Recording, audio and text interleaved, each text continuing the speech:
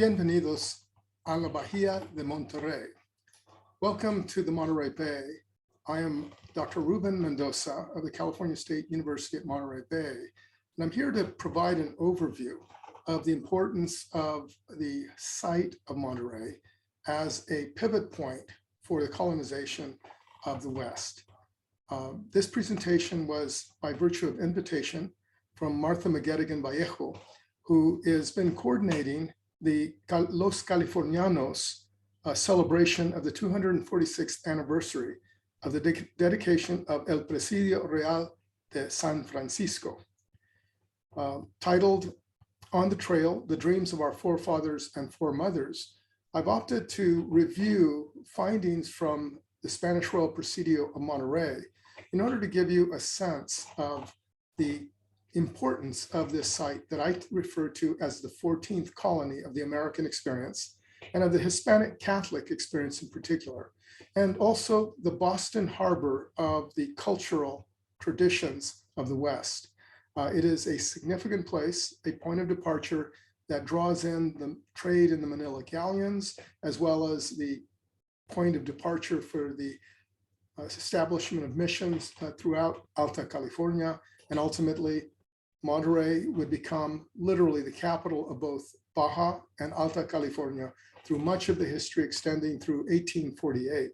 So it is a significant place, and it is checkered with the history in the form of adobes, the presidios, and the missions of the Monterey Bay. I will provide an overview using PowerPoint imagery.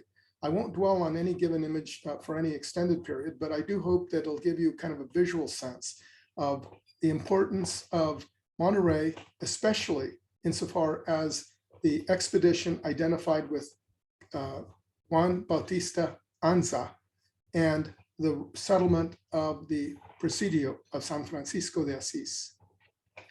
I will move to my PowerPoint images at this point, and in so doing, I want to call out the fact that this presentation is titled Of Earth, Fire, and Faith, Monterey in the Historical Imagination, 1770 to 1848.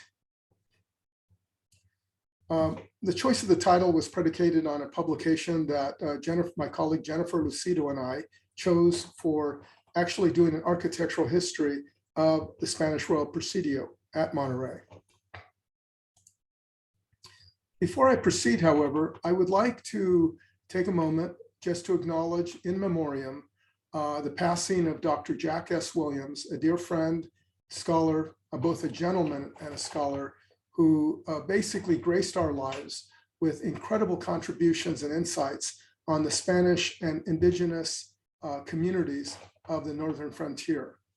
His passing about a week ago was unfortunate, and one of those moments that gives us pause, especially given that he had written a 4-volume treatise on each on the presidios of Alta California, literally a volume, significant volumes that document and chronicle the histories of the San Diego Presidio, the Santa Barbara Presidio, the Monterey Presidio, and the San Francisco Presidio. These works definitively need to be published, and I honor Jack Williams and dedicate this presentation to his passing and his life.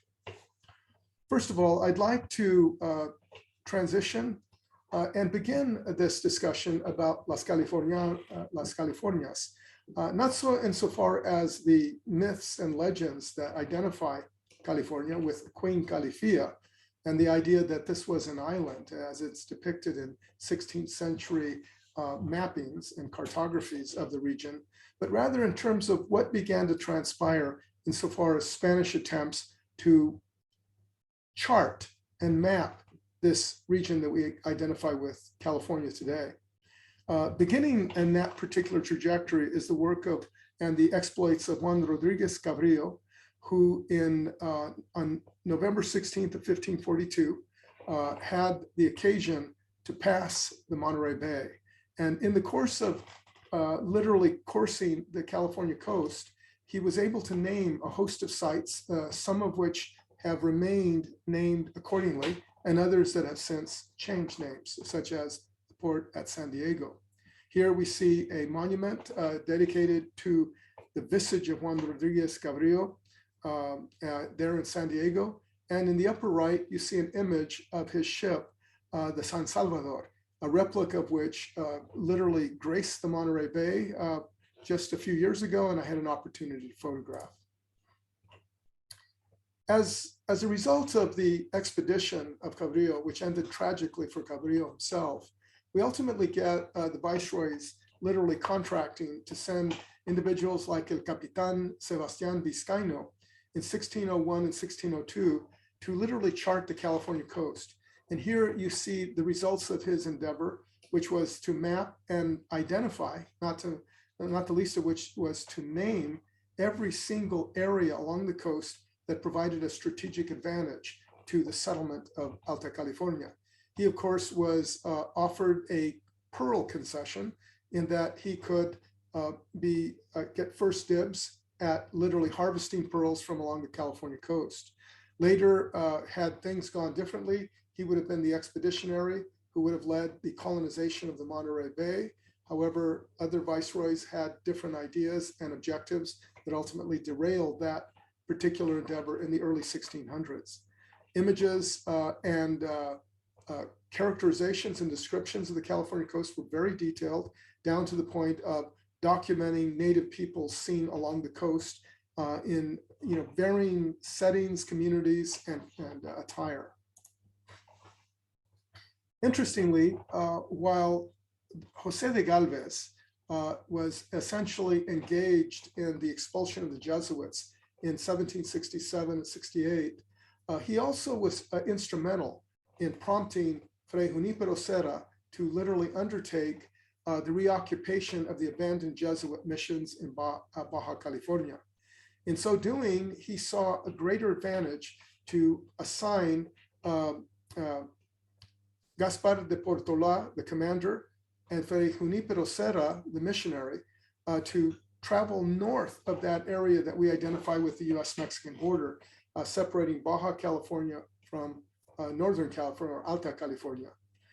Interestingly, at the same time, we see individuals within the indigenous communities with attire that is very exuberant, one that is, diametrically opposed and yet very much akin to the kind of clothing and attire worn by dignitaries of the crown, the Spanish crown. Ultimately, the mandate that Galvez put forward was for the colonization of Alta California, and this was tasked to Don Gaspar de Portola, who would ultimately become the commander of what has come to be known as the Sacred Expedition of 1769, and of course, Fray Junipero Serra, now San Junipero Serra, who was with the Order of Friars Minor, or the Franciscans, whose mother house was situated in Mexico City. You'll note from this map, dated to 1769, that we essentially have a mapping of the coast with a lot of the details that ultimately would define the exploits, the expeditions, and the settlements that ultimately came to fruition in Alta California. And here in the upper portion of this map, you see the Puerto de Monterey, as well as the Puerto de San Francisco, already identified as part of this mapping, as well as the Puerto de San Diego here, which was a point of departure for many of these expeditions once San Diego had been established in 1769. Much of the historical imagination surrounding the establishment of Monterey in particular literally centers on an oak tree. And it is an oak tree that at the time of Vizcaino's expedition became the epicenter for parts of the colonization, and especially for the conduct of the first Catholic Mass held in Alta California, which was held or convened under this tree. That was in 1602. Literally, almost 2 centuries later, in 1770, Fray Junipero Serra of the Order of Friars Minor would return to this exact same spot and conduct a high mass under this tree. Here, in a painting attributed to Leon Trousset in 1877, you see a depiction of the Soldados de Cuerda, with some of the colonists, and of course, other depictions of indigenous peoples literally bowing before the homily, and you see the ship in the harbor, or in the bay, I should say. In this painting, which is a little less dramatic, but one that is painted in the Serra Museum in Petra, Mallorca, which is the place of Serra's home.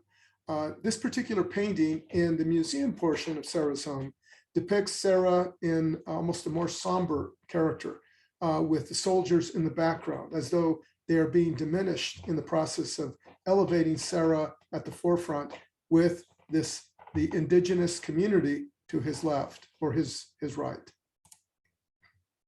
Serra was an accomplished scholar. He was a theologian. He was very much a devotee of a host of saints that were, for the most part, female. And in fact, the so-called Blue Nun was one of those to whom he paid devotion.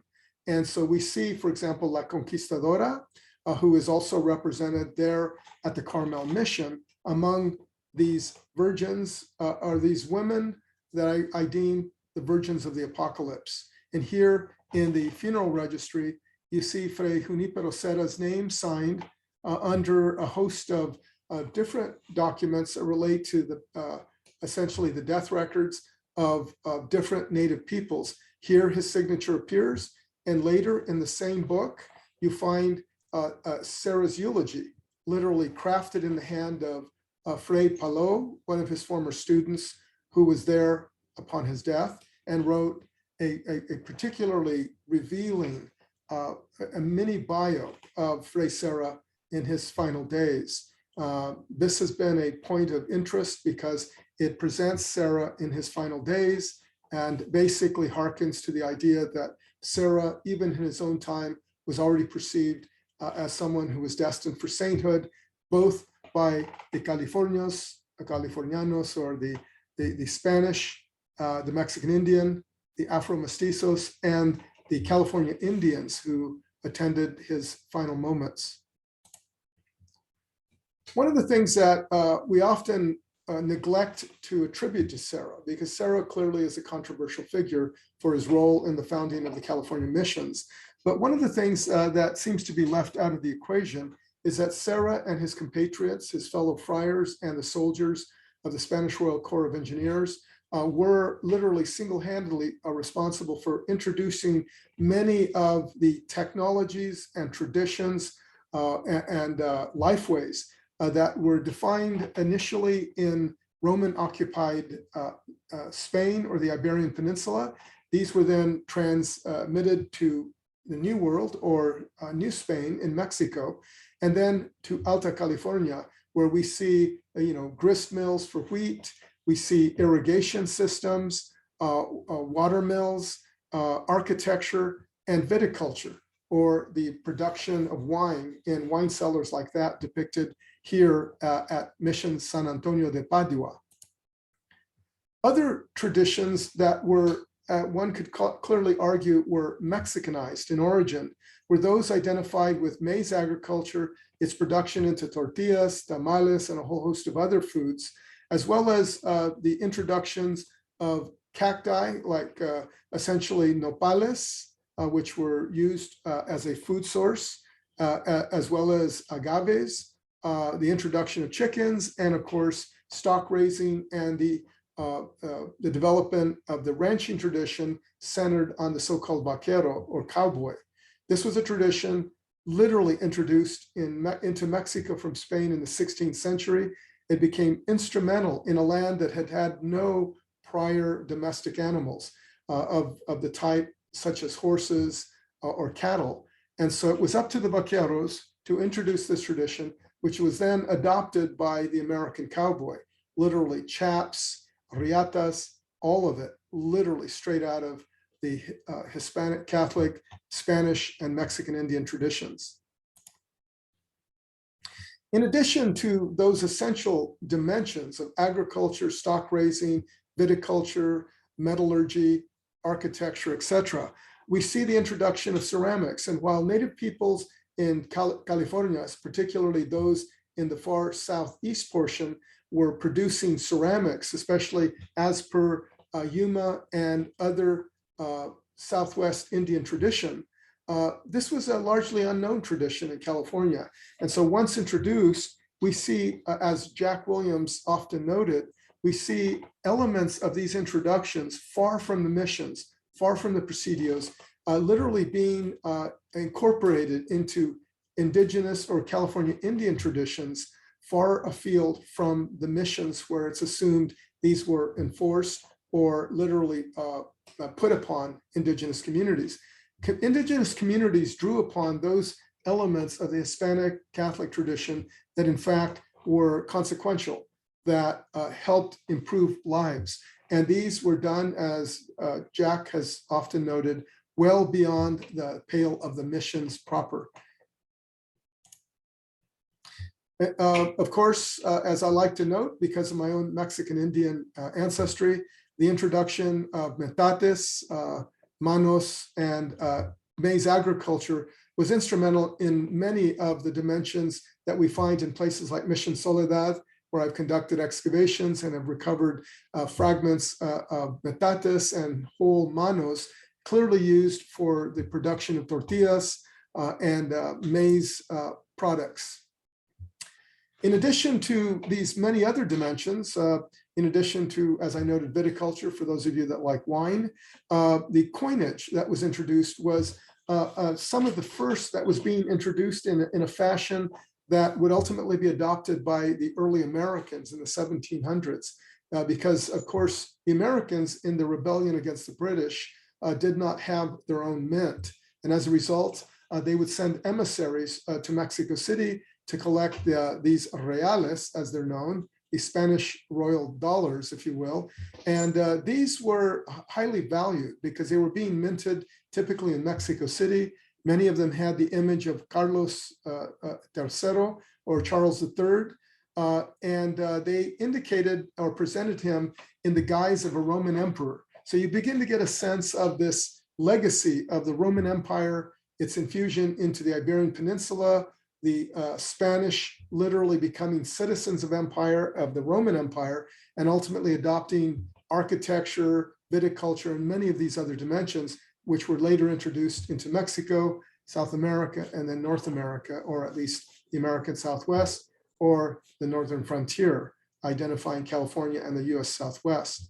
I might note, though, that the coinage bore also the Pillars of Hercules with a banner that read plus ultra, or más allá. So in other words, beyond the Pillars of Hercules, you will find. And here we see the Pillars of Hercules with the banner that was later adopted by the Americans, the early colonists, as the dollar sign. Here you have the two vertical columns and the banner that forms the S in our dollar sign. So ultimately, Junipero set up for all the things that are said about him, whether they be positive or negative. The reality is that many of the things attributed to him have not been documented in fact. He was a disciplinarian. He essentially was one of these individuals who, as some have characterized him, of a medieval mindset, but this was largely a theological mindset that he drew upon. He was very much into Duns Scotus, who was into identifying and looking at the apocalypse. So Serra's ventures into California to save the indigenous communities, for as much as that may aggrieve people, the reality is he truly believed that the end was at hand, that the apocalypse was central to his mission, and that saving native peoples by virtue of Christian indoctrination was his life's work. And for that purpose, he literally spent the years when he could have been retired in Spain as the equivalent of a full professor, who, as they said there, literally spoke and wrote in letters of gold. But instead, he came to New Spain in 1749 and traveled as an itinerant missionary into Oaxaca, into Guanajuato, into Querétaro, into West Mexico. And he traveled long distances, generally on foot. And ultimately, his ambition was to come to Alta California, literally to divest himself of European-based communities and found new communities identified with indigenous communities that had been largely uninfluenced and untouched by outsiders. As ironic as that may sound, this was his mission. And here in the Libro Primero de Bautismos, or the first book of baptisms, we see literally a note by Serra in which he identifies essentially June 3rd of 1770 as the founding of the Presidio and Mission de San Carlos de Monterey. So how is this discussion relevant to the colonization of Alta California, and in particular, the settling of the San Francisco Bay, the establishment of the Presidio Real de San Francisco, or the Mission de San Francisco de Asís? Well, the Anza expedition is central to this. And many of you have likely seen this particular image and have a sense that, in effect, it is an image that renders or hearkens to the momentous expeditionary venture that started well into Mexico. And in fact, in a region I identify with my ancestors, the Yaqui Indians, the Nevome. And it is from this region that literally some 240 to 300 potential colonists and settlers embarked on an expedition at the prompting of the Spanish Lieutenant Colonel Juan Bautista de Anza, who was indomitable in his quest to assure that there would be a land route from northern New Spain into Alta California. The sea route along the coast was treacherous. Ships had been lost during the course of these treks, and the ability to pass along the coast tended to be seasonal. Bautista de Anza, Juan Bautista de Anza, was determined to find an overland route, and that despite the Yuma uprisings and conflict with indigenous communities near the Colorado River crossing. He undertook these expeditions, and his expedition largely made the entire circuit largely unscathed, although we can't say the same for what ultimately would become of the rebellion at Mission San Diego, which was still very much a fledgling operation when a rebellion by the Kumeyaay, led by elements of the Yaqui Indian tradition, were engaged in a violent attack on the mission settlement of that time. Here we see kind of an outline showing the departure from San Miguel de Horcasitas in northern Mexico, Magdalena, then to Mission San Jose de Tumacacare, San Ignacio de Tubac, which was the Presidio. And from there, they basically prepared themselves for the arduous expedition through one of the most intolerant deserts in the American Southwest, largely that in the Sonoran Desert in the area of the Gila River of southern Arizona. Ultimately, the expedition would travel through the area identified with Mission San Javier del Bac, which had not yet been constructed in its current form. And so many of the sites that the Anza expedition traversed or passed or settled at any given point were sites that were very much fledgling operations without adobe architecture. Many of them were enramadas or jacales, which were pole and thatch structures like those that Father Junipero Serra occupied for much of his presence in Alta California. Ultimately, traveling past Mission San Javier del Bac, Anza found it interesting to document whether earlier accounts by Eusebio Francisco Quino, the Jesuit missionary at Casa Grande, an archaeological site, whether these were in fact accurate. And he was able to ascertain that in fact they were. So he did have a kind of a little bit of a historical and scientific bent about his expedition. They would travel on through essentially the region identified with the Quechan communities, the Avapai and the Maricopa. They traveled along the Santa Cruz River and the Gila River, and eventually made the Colorado River crossing in December of 1775. This would then be followed by continued movement and bypassing the Presidio of San Diego, founded in 1769, eventually getting to the Mission of San Gabriel.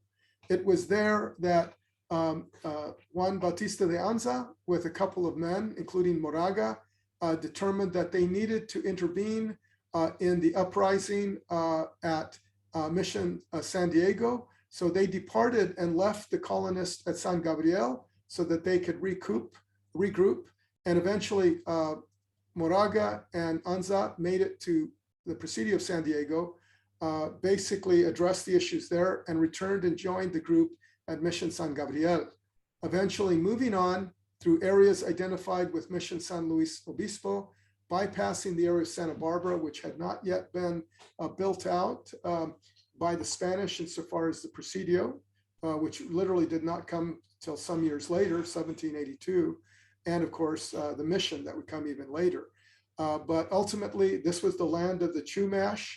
They passed through the region of the Tongva, which was a significant community that once occupied what is now the Los Angeles Basin, eventually making their way past the area of San Luis Obispo, the Valley of the Bears, where grizzlies ran free and often mauled indigenous communities of the region. This was commented on by a number of Spanish explorers. Ultimately, the next formidable stop after Mission San Gabriel was that at Mission San Antonio de Padua, which had been founded in 1771. And then from Mission San Antonio, the expedition moved on with its 240 to 300 colonists to the Presidio de Monterey, which had been founded on the 3rd of June of 1770, but remained a fledgling palisade or stockade at the time of the arrival of the Anza expedition. Here we see a depiction of the mission church at San Gabriel, Archaeological, which was subject of an arson recently, and the community, the parish, the diocese, and the Archbishop of Los Angeles continue to seek funding to fully restore this incredible building to a semblance of what it had been before the fire of a couple of years ago. It has distinctions that are clearly Moorish inspired. The Moors, of course, occupied Spain for centuries, and this influence is inherent in the fortaleza style architecture that we see here. But we also see churches virtually identical to this in 16th century New Spain or Mexico, as well as on the Iberian Peninsula.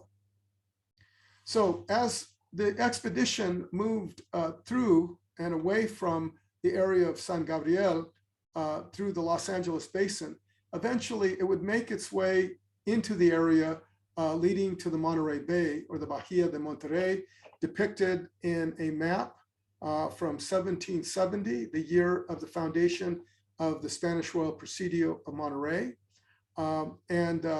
Interestingly, the Anza expedition would ultimately move northward and through the area that is the community of Salinas, where I live. In fact, based on GPS coordinates provided through a recent study, I was able to determine that, in fact, the Anza expedition very likely passed through the area of where my home now stands. So an interesting anecdote for me anyway. And you note that the expedition continued on to San Francisco, but only after Anza himself had traveled northward with Moraga, Lieutenant Moraga, in order to essentially reconnoiter the area and identify the locations that would later become the Presidio of San Francisco and Mission San Francisco de Asís. Here at Mission San Antonio de Padua, founded on July 14th of 1771, Moraga, Lieutenant Moraga, would rejoin the Anza expedition on the 7th of March of 1776. And even at that time, many of the buildings that stand there today were not there then, because these became buildings that did not come into vogue until after 1812. Much of what was here were some rather rudimentary buildings, jacales as we refer to them, in other words, pole, thatch, and mud structures, one of which is presently the subject of an investigation that I'm presently working on.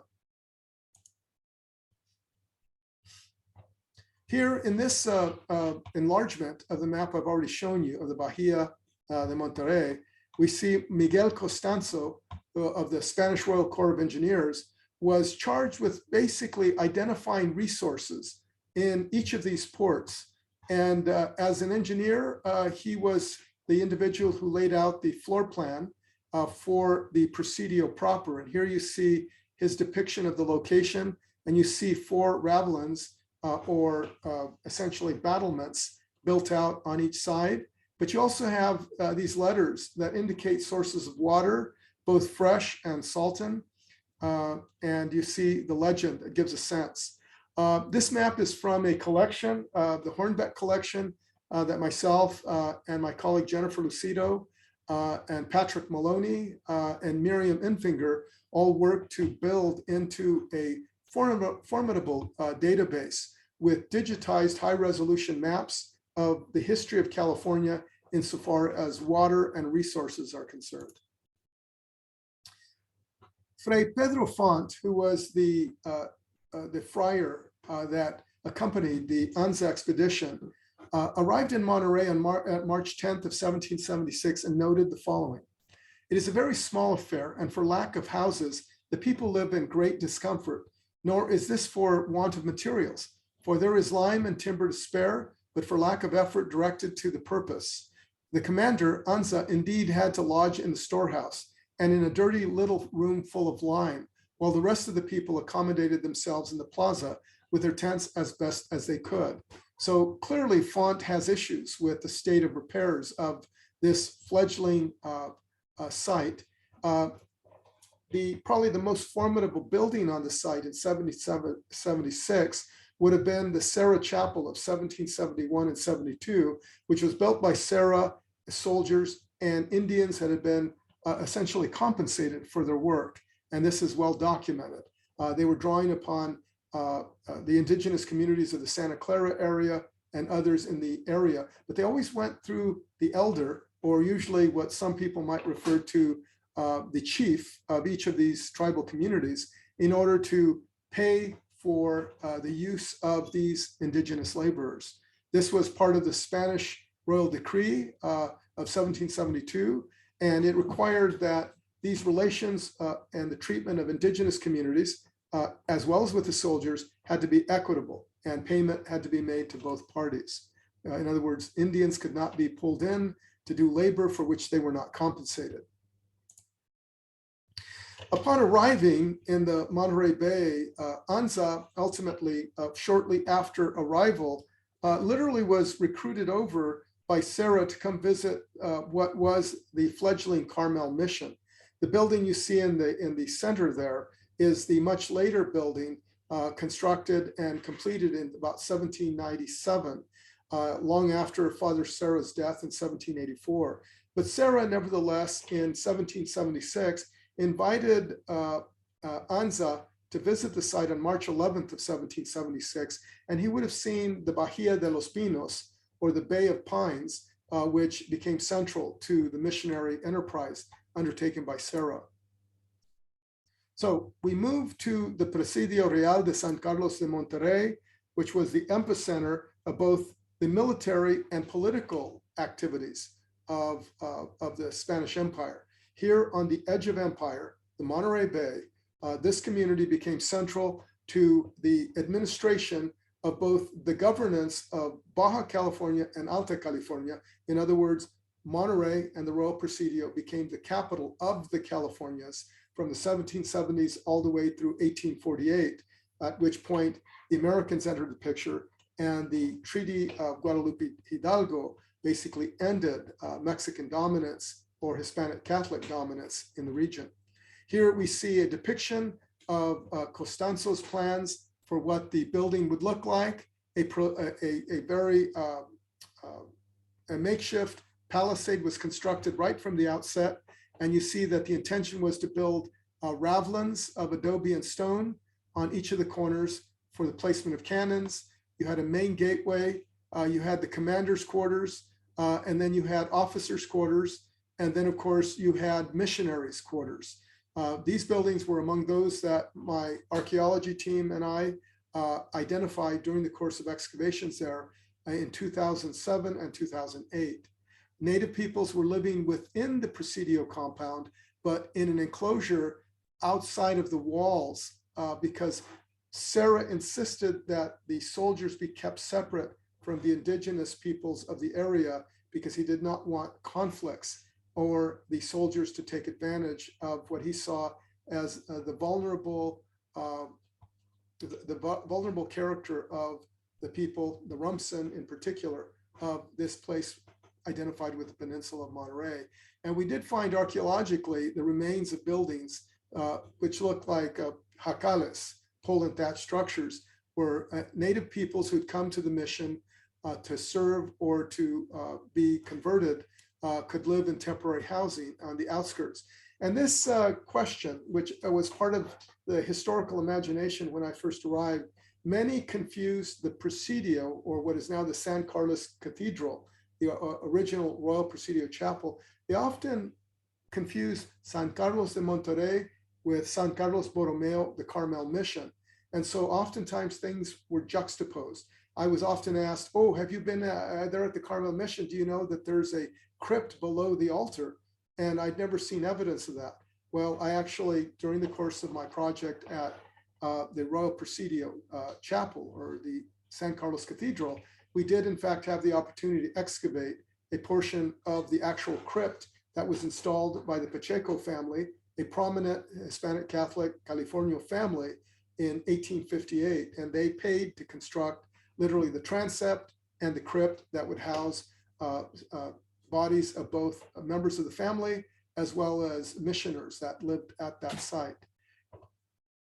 Here we see a description from the Royal Regulations of 1772. The exterior walls are to be built first of adobes with 2 small bastions in the angles. Afterward, on the interior will be built the chapel, the guardhouse, residence for the captain, officers and chaplain, and quarters for the soldiers and Indians, sheltering everyone during the construction in expedition tents and temporary barracks.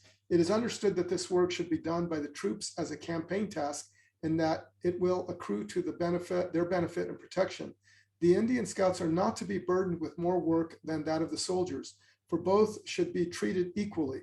All should be given a moderate gratuity for the special work as regulated and vouched for by the captain. Again, this was by Royal Regulations of 1772, and this was the standard on the northern frontier in Alta California. What Juan Bautista de Anza and the earliest Californios in the quest for the San Francisco Bay would have found at Monterey would have been this diminutive chapel built by the hands of Junipero Serra, as well as the soldiers and indigenous of the area. This was essentially a building that my archaeology crews and I actually excavated. And it was one that for many years had been speculated to have been thoroughly destroyed, but we did find the foundations, the original granite cobble floorings, as well as the Roman mortared floorings of the sanctuary. You note in this image from 1791, the illustrator, Jose Cardero, depicts the removal and the dismantling of a large bell tower that had been constructed at this location. And in the background, you see literally the scaffolding that was to begin the construction on what is now the Royal Presidio Chapel, today called the San Carlos Cathedral, which is constructed of granite foundations, massive boulders, and shale block walls and other materials, in addition to significant redwood beams and other materials. So to give a sense of what the Royal Presidio of Monterey might have looked like, I draw upon my earlier experience in Tucson, Arizona as a graduate student, and my kind of shadowing the efforts of some of the archaeologists there, including people like Jack Williams, to give a picture of what life was like there at the Presidio of San Agustin de Tucson, there in Tucson, Arizona. And you might note these individuals are dressed as the soldiers or presidial soldiers of the time. And you get kind of a sense of the kind of construction or buildings that very likely dominated the Spanish Royal Presidio at Monterey as well.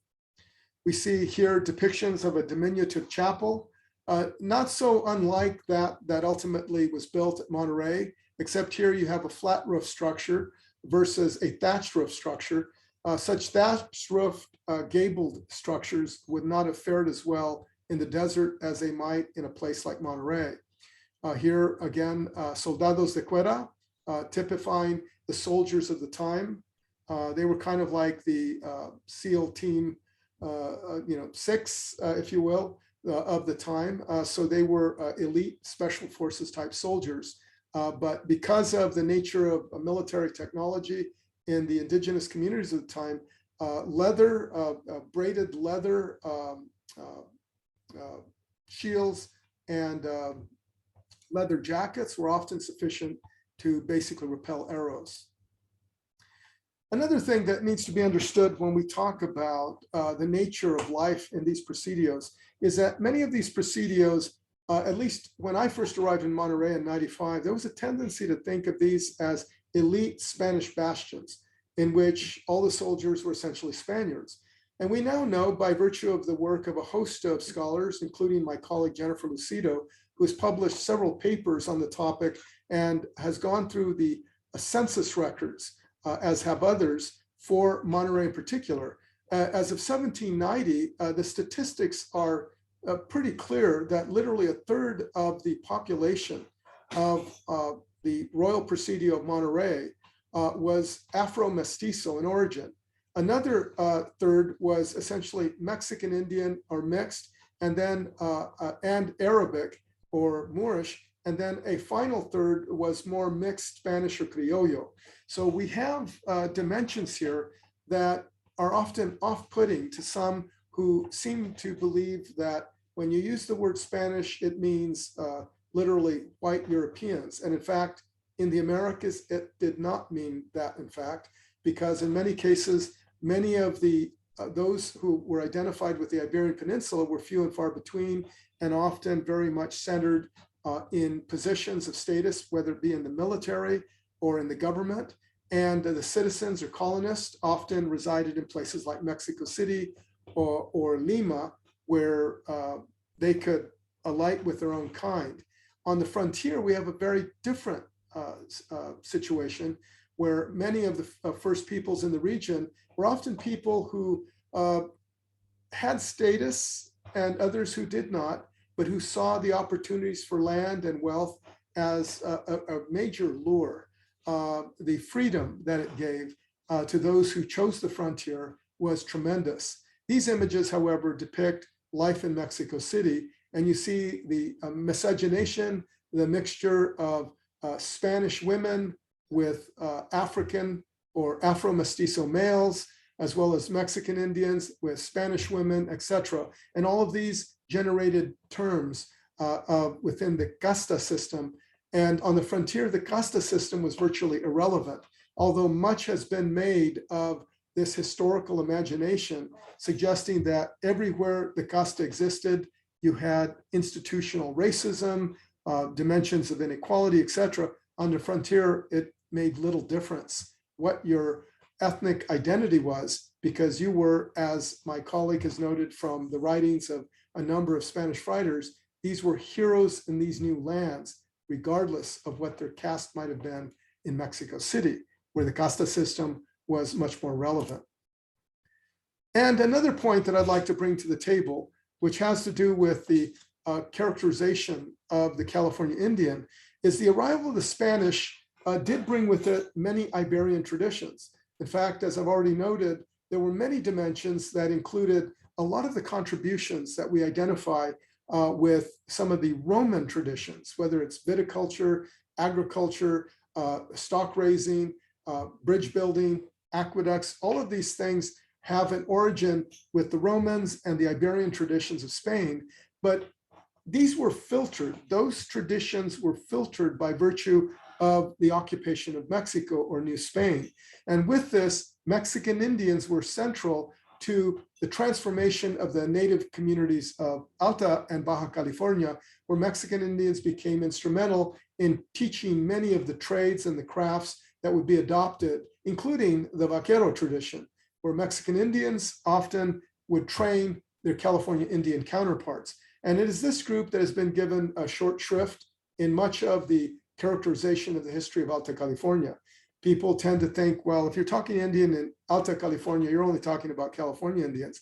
And that's as far from the reality as one can imagine, because Tlaxcaltecan Indians accompanied the Spanish here into Arizona, into New Mexico, into virtually every region the Spanish went. Their Tlaxcaltecan Indian allies and West Mexican Indian allies, and even Yaqui Indians were part of those colonial efforts. They fought as soldiers, as settlers, and they were citizens of the empire as well by virtue of the transformation of New Spain. The other point I like to argue is that by virtue of the Mexican Indians who accompanied the expeditions out of Mexico and Sonora, you have the Mexicanization of the California Indian. And this is, it can be found in varying ways, whether archaeological, as I have found at places like Mission Soledad, or by virtue of the documents in places like the Bancroft, where we see depictions of California Indians essentially who have been transformed into what very much appear to be Mexican Indians.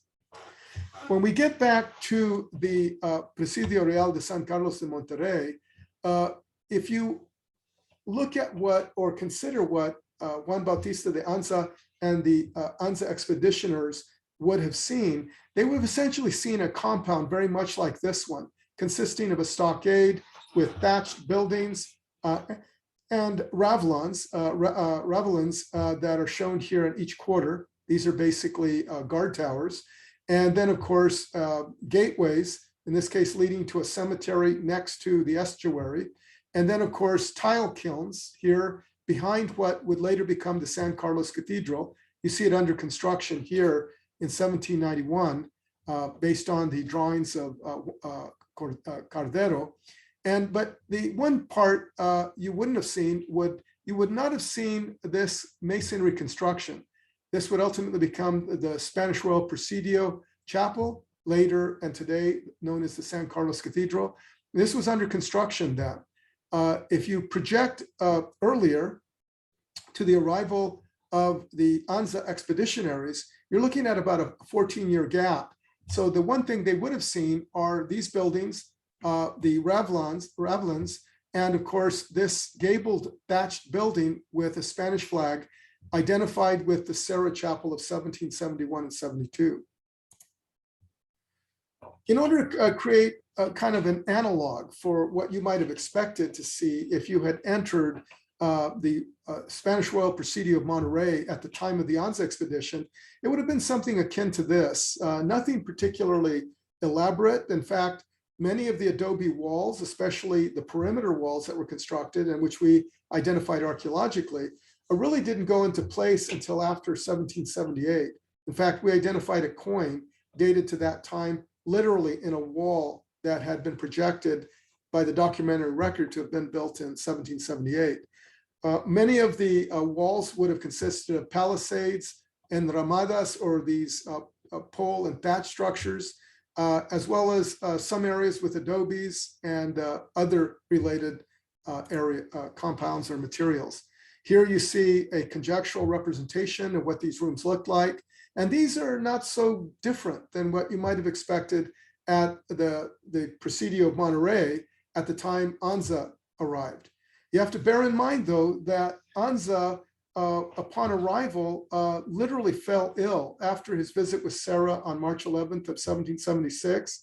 From March 13th through March 21st of 1776, Anza was gravely ill, and if you can imagine, based on the earlier description, was cooped up in a building filled with lime and had to convalesce there.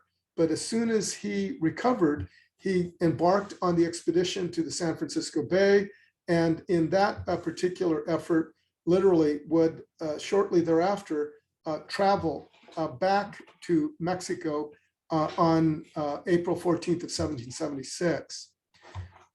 Father Juan Amoros in 1814, and again, to hearken back to what he saw when he arrived at the Spanish Royal Presidio of Monterey, insofar as how he characterized the people there. He says, our first observation is that we have charge of two churches or settlements. The one is the chapel of the Royal Presidio of Monterey. Here reside the governor of the province, the officials, and soldiers, cavalrymen of the Leather Jacket Company, and some retired soldiers with their families. In their own group, as well as throughout the province, they are called gente de razón, people with reason, without distinction of class or caste. They are considered heroes in these new lands, provided they speak Spanish or Castilian in some measure. Thus, we will be excused from making no distinction of caste or class among these people, for they are not classified as such, and they look upon themselves as Spaniards only. So again, in terms of nationalism, they're Spaniards. In terms of ethnicity, they are of mixed race and multiple ethnic community origins. So we look at the Capilla de San Carlos de Monterey to give you a sense of the very building in which Juan Bautista de Anza once stood. It stands, or its remains, archaeological remains are here in the lower left, on the image on the left, and adjacent to it, within 8 feet, was built the later building identified with the Spanish Royal Presidio Chapel. Today, the San Carlos Cathedral, with its elaborate facades, representing literally one of the first such buildings that had to undergo architectural approval. During the course of our excavations, you see the walls, the footings of the original chapel in which Anza, Serra, and many of the compatriots of that time literally alighted and conducted worship services. As you can see, it is literally filled with blocks of stone. This is all granite. And we found in the middle of the floor some 8 granite boulders that were of a bluish color. You can see here my student assistant is literally washing these down to bring out the color. A geologist with whom I spoke believes that these may well have been a ballast from one of the ships that had brought Serra to the Monterey Bay. And that ballast may have come from San Diego, because this would have identified the next and the second founding in the chain of missions that would follow. You see my former student and now an archaeologist in her own right, essentially working or standing atop a Roman mortar sanctuary platform, which is where Serra would have essentially conducted his homilies. Brenna Wheelis is also a bone specialist and was instrumental in the excavation of the site, as were a number of other students of mine, too numerous to mention in this context. I might note that this iga is a weight that would have been sewn into the fringe of a saddle blanket. For all we know, it could have been one that was on the saddle of Juan Bautista de Anza or Moraga or any of the other expeditionaries who brought the colonists to Monterey before they themselves returned and sent the colonists on to San Francisco. Here in another trench, you see the numbers 6 through 8 and the numbers 9 through 10, indicating the foundations of the missioners' quarters, which were actually a building immediately behind what later was originally the Serra Chapel here. So it would have run essentially about right here. But we found burned post holes and of course the original plan by Costanzo. And nevertheless, we get a sense of that pattern. It's just another image of the excavations and the work we undertook in order to get at the foundations. Because of the work that was going on, the contractors and the engineers literally wanted to plow right through the middle of this building, and we managed to stop them. And it was due to the intervention of Jack Williams, because you're never going to believe your area archaeologist. And I was asked, can you bring in another expert who can bonify that this is in fact the Serra Chapel? I literally called Jack Williams and I went through the details, and he said, Rubén, that's indisputably the earliest Christian house of worship in California. That is the earliest Serra affiliated chapel that we know archaeologically. So that got us a front page story, and the engineers backed off and they literally circumvented the chapel, and we were able to preserve it. These are some illustrations that I prepared for reconstruction. You'll note that I truncated the Serra Chapel because we had no idea how far into the street or under the sidewalks it went, but we now know it extended into the street area. And these are all of the walls of the missionaries' quarters that I just mentioned, as well as the sacristy that was seen in one of Cardero's illustrations. This is my plan for the Serra Chapel. technically the second chapel, because there may have been one from 1770 that simply occupied a storage area. And then this would have made this the second chapel. The first chapel probably being within this context, because we found evidence of what may have been an altar stone in this portion. I won't go into further detail there, except to say that the blue represents the existence of the San Carlos Cathedral, and everything else, all of the architectural features that we recovered, including the baptistry and the sacristy. Here we revisit the depiction of the 1791 appearance of the Presidio, and of course, a reconstruction done by Jesse Feldmeyer and myself in a program that allowed us to kind of visualize where the Serra Chapel stood before it was demolished, right about the time the cathedral or the military chapel was completed in 1794. So this would have been destroyed about 1794 and would have disappeared from the picture. So if we look to the buildings and builders of San Carlos de Monterey, the Presidio, we see the elaborate facade that was constructed and crafted by essentially Manuel Ruiz and his brothers in 1793 and 94, with the image of the Guadalupana, the Virgin of Guadalupe, depicted at the top. And then, of course, in order to get clearance, as is so often the case, the government thought that the facade would be too costly to create. And so they sent the plans created by Manuel Ruiz to Mexico City and the Academia de San Carlos, or the institute devoted to basically approving such plans in New Spain. And again, let me return to this because I think this is significant for documenting the extent to which the military was literally under government mandate to treat indigenous peoples, accordingly. In other words, equitably. And while there were conflicts by virtue of war and attacks, the reality is that there were mandates, as with our own government, which protect certain classes of people, and indigenous communities were explicitly written into the law of the Indies in the 16th century, as well as in the mandates of 1772. And here, Don Pedro Fages literally complains about the treatment of Native communities when he sent out a soldier to recruit workmen from indigenous communities. And in so doing, the soldier literally just burst into an indigenous dance and disrupted the dance, offended the elders.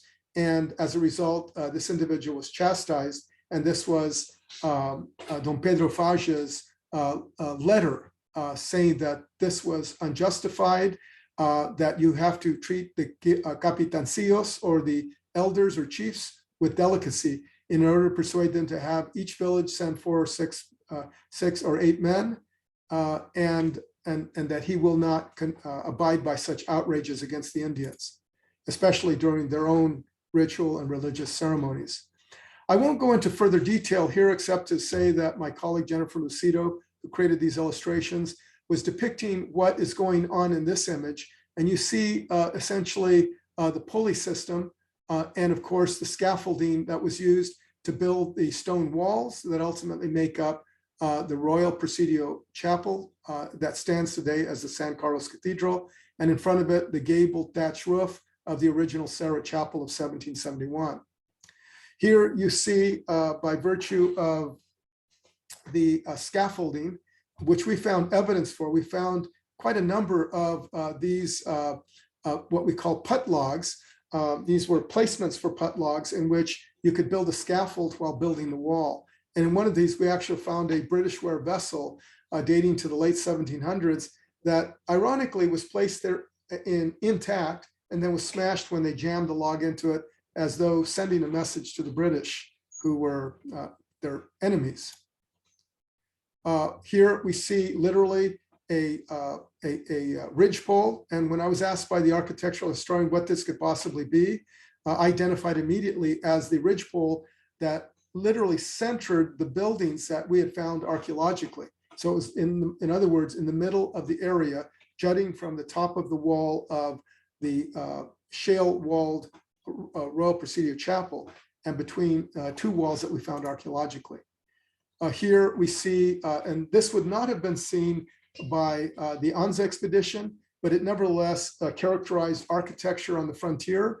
This is literally a portion of the original Royal Presidio Chapel of 1794. And you see that they literally sought to mimic the shale blocks in the form of paint. And here are the original lintels and beams that would have created the window wells for the building from 1794.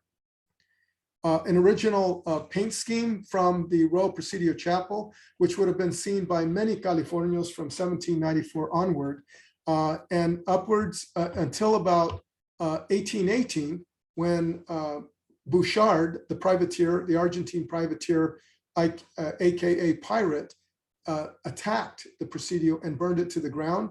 It's likely, and I believe, there was a lot of charcoal lying around, so they used it as the pigment to repaint the interior of the chapel and overpaint the earlier paint scheme.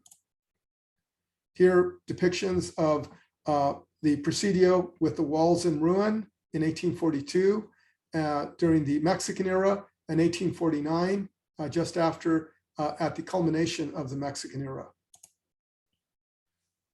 Here we see a depiction of the way in which, as a result of our findings, mainly the finding of the Serra Chapel and the wall, the southern perimeter defensive wall of 1778, its massive platform that was extended to build the Royal Presidio Chapel in 1791 to 1795, we were able to anchor the pivot of where the back wall of the Presidio would have been. And this is based here. They literally were able to place the building right about where the Serra Chapel would have been in relationship to the original plans rendered at that time. Here we see Vallejo, Generalissimo Vallejo, Guadalupe Vallejo, did his own plan to show the layout of the Presidio as of 1820. And then here, Jennifer Lucido, who wrote a master's thesis on the architectural history of the many different construction episodes and the quadrangles built time and again to accommodate the build out of the Royal Presidio. This would have been the grounds in which this here would have been the encampment area for the Anza expedition prior to their departure for San Francisco.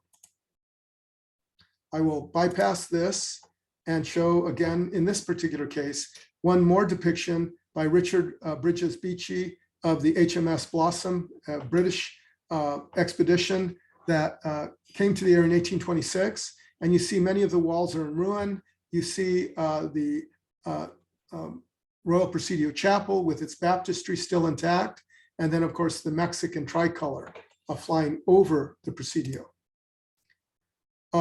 Again, when we revisit the historical imagination, and especially the California missions, the Presidios, and this Boston Harbor of the modern imagination, what we have is an introduction and contributions by early Californians that were fundamental to the build out of the political economy of one of the world's largest economies.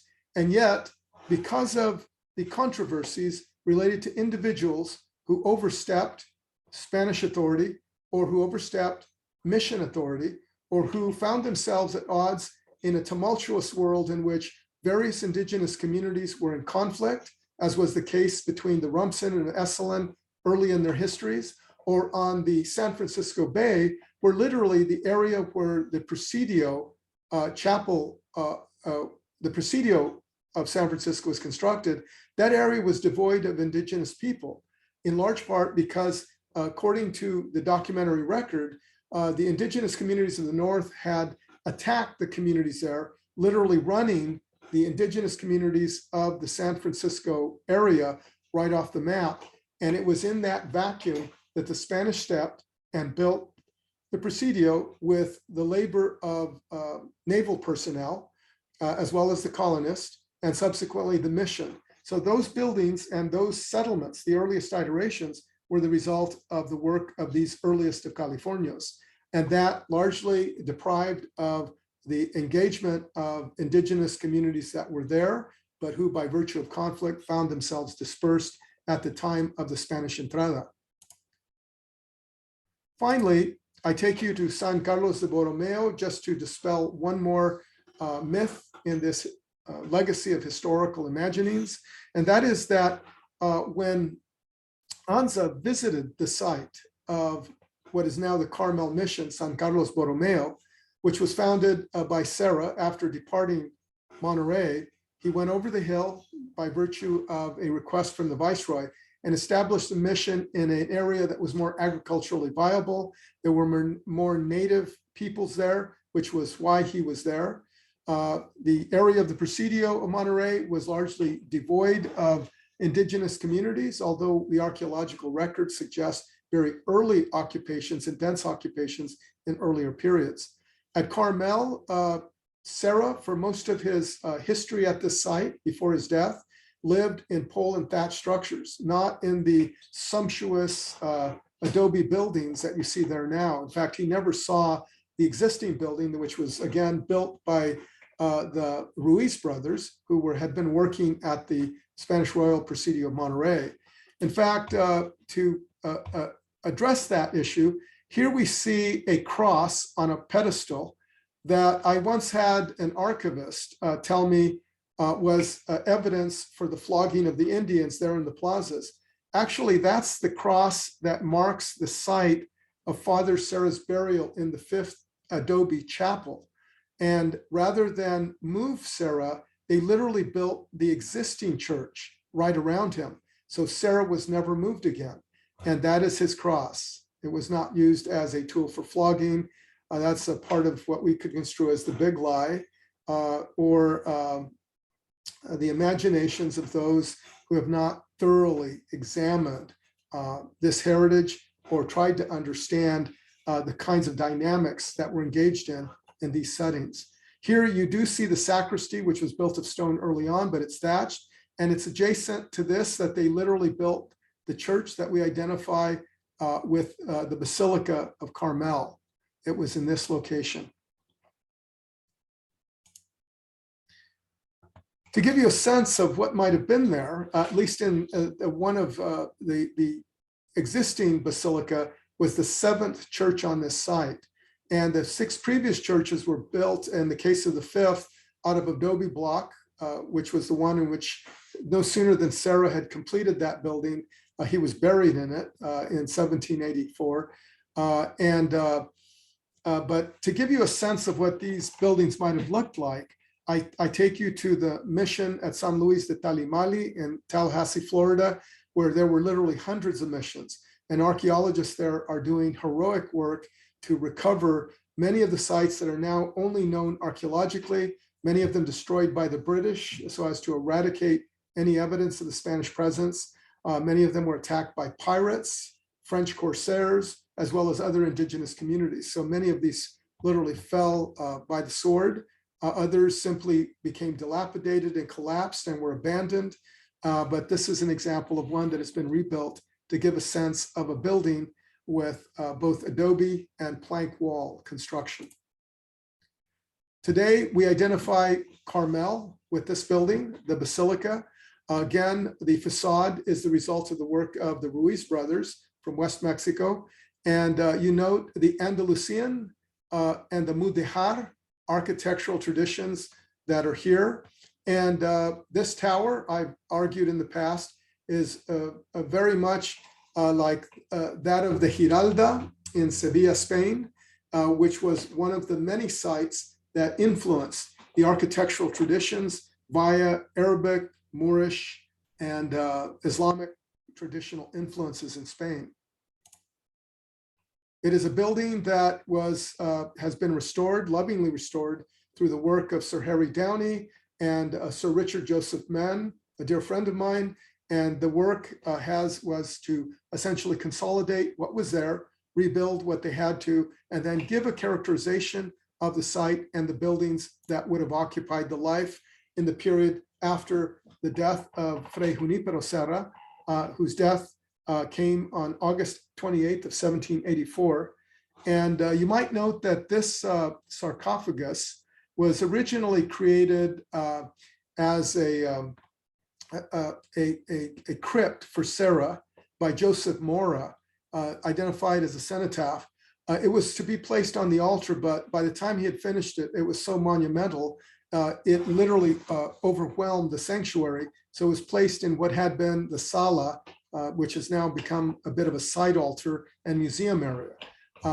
And contrary to the beliefs of some, the images depicted on the sides of this show Indian transformation from pre-contact through contact, missionization, and then their destitute lives under the Mexican and American traditions. This was not created by Serra. It was not created by any of the missioners. It is the product of the modern imagination and the artistry of Joseph Mora, who was enamored with the history of the Hispanic Catholic traditions of California and the lives of the Californianos who made that possible. Finally, if we are to gauge the importance of the Monterey Bay, insofar as what I like to think of as the Boston Harbor of the westward experience, or for that matter, the 14th colony, I think there's no greater way of assessing that value and that importance than to argue for the impact had by one Fray Junipero Serra, who literally by the end of his life was essentially destitute, was very ill, and who spent most of his life walking to every destination that he sought to seek evangelical conversion of native peoples. The testimony to that was his beatification in the 1980s, and ultimately his canonization in 2015. I was fortunate enough and honored to have been invited to the Vatican to serve as an expert witness in basically documenting the discovery of the Serra Chapel and what it meant to me as an archaeologist and a person of faith. And ultimately, I was there when Archbishop Gomez of Los Angeles literally handed the Serra relic to Pope Francis in a ceremony there in Vatican City in 2015, and prior to the actual canonization ceremony in Washington, D.C. Truly, all of these events and my experience documenting what I can construe as the California experience, the Hispanic Catholic tradition, and the Mexican Indian documents contribution to the heritage of California have all been very central to not only my identity, but to the identities of many of those Californios who for today feel are being left out of the equation and are being left out of the history of California by those who either legislate us out of existence or who seek to minimize or denigrate these traditions for political ends. Thank you.